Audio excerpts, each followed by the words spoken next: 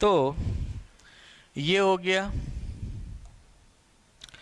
अब हम लोग इक्विवेलेंस क्लासेस, इक्विवेलेंस रिलेशंस, इनके बारे में समझ गए कि क्या होता है, क्या डेफिनेशन है, क्या प्रॉपर्टीज हैं, कैसे फाइंड करते हैं। अब बच्चों, जो आपने अभी पढ़ा था कि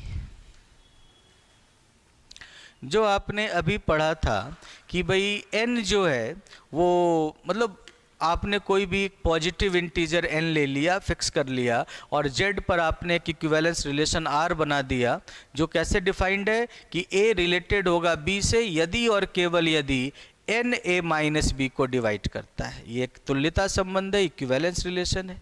इस तुल्यता संबंध को एक स्पेशल नाम से बुलाते हैं, जिसे हम लोग कॉन्ग्रुएंसी कहते हैं या सर्वांग समता कहते हैं।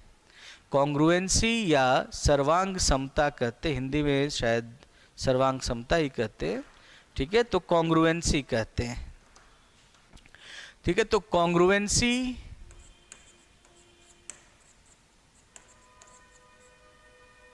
किसे कहते हैं कि यदि n बिलोंग्स टू n हो तो for every a comma b belongs to z, a related to b if and only if n divides a minus b एक तुल्यता संबंध है, तुल्यता संबंध है जिसे कॉन्ग्रुएंसी कहा जाता है,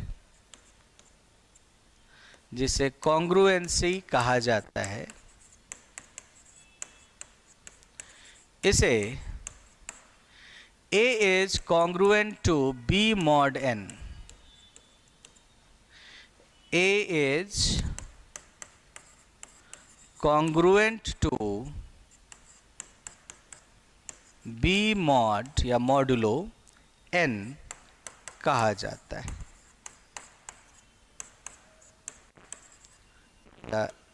कहा जाता है, इसे व्यक्त करते हैं, इस नोटेशन से व्यक्त करते हैं।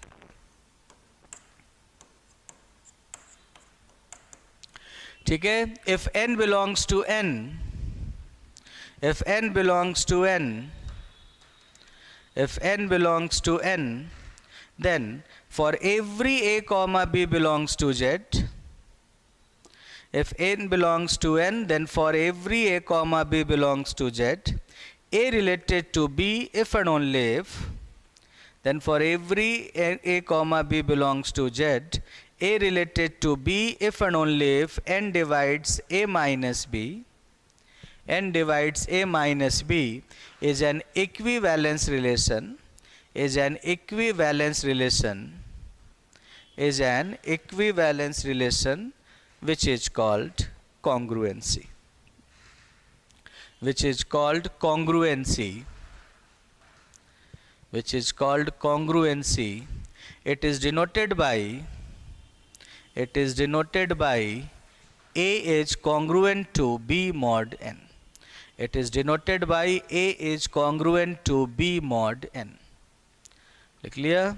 It is denoted by a is congruent to b mod n. ठीक है, इसे उस तरीके से व्यक्त करते हैं। उदाहरण के लिए, इसीलिए a is congruent to b mod n यदि और केवल यदि, ये तब कहा जाएगा यदि और केवल यदि n divides a minus b, जब n a माइनस b को विभाजित करेगा तभी a is congruent to b mod n कहलाएगा। फॉर एग्जाम्पल, उदाहरण के लिए आप देख सकते हो बच्चों कि भाई 23 इज कॉन्ग्रुएंट टू -2 मॉड 5, क्योंकि 23 माइनस -2, 23 माइनस -2, 23 जोड़ 2 25 जो है वो 5 से विभाजित होता है, क्योंकि 5 divides 25। 23 is congruent to 23 is congruent to minus 27 mod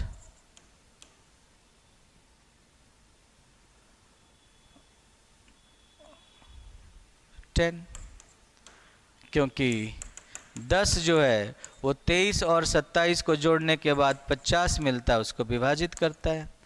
48 is congruent to 13 या 12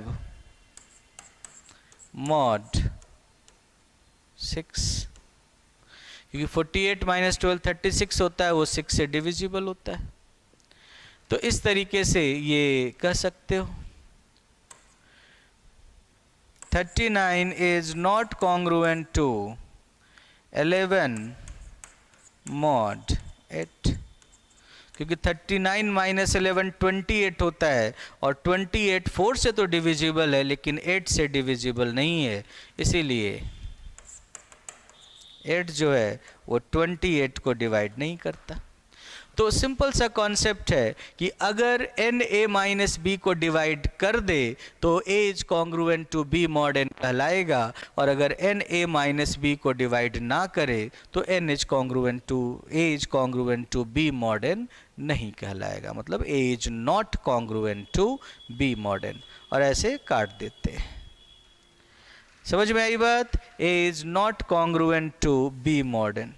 इस कॉन्ग्रुएंसी की हिंदी तो नहीं पता, सर्वांग समता वैसे कहते हैं, बाकी तो ये नोटेशन ही है। समझ गए?